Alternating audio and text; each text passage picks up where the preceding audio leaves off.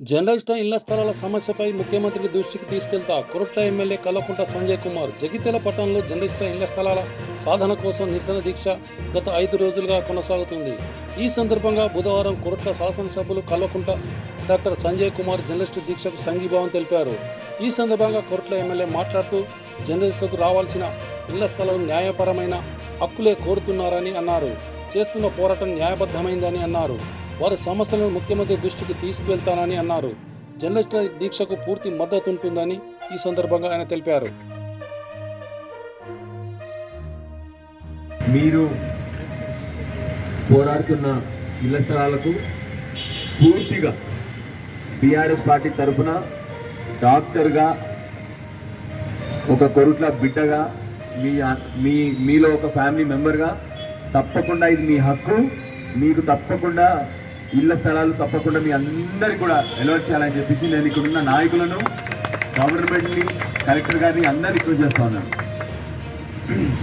ప్రజాస్వామ్యంలో అందరు చెప్తారు, చిన్నప్పటి నుంచి మా పుస్తకాలు చెప్తారు, 4th pillar of the constitution is media అని చెప్పేసి. ప్రజాస్వామ్యంలో మరి ప్రజాస్వామ్యం నిలకడగా ఉండాలంటే 4వ పిల్లర లేకపోతే 4వ స్తంభమైనటువంటి మీడియా బతకాలి.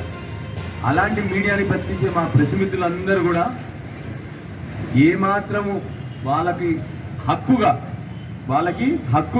వాళ్ళ ఇల్లు స్థలాలు అలర్ట్ చేయాలి. నిజానికి చెప్పాలంటే కేసీఆర్ గారు ఉన్నప్పుడు అప్పటి నుంచి కూడా కంపల్సరీ మన జర్నలిస్ట్ మిత్రులకు ఇల్లులు ఇవ్వాలి అని చెప్పి వాళ్ళు పదే చెప్పేవారు. అదే పద్ధతిగా మీ అందరికీ ఒక విషయం చెప్పాలి.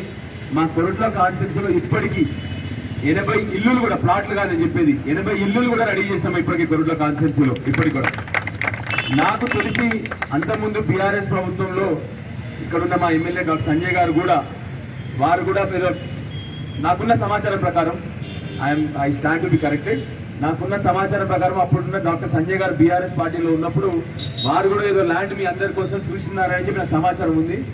నాకు తెలిసి దాన్ని మధ్యలో రాజకీయాలతో దాన్ని కాకుండా చేశారనే సమాచారం కూడా నాకుంది.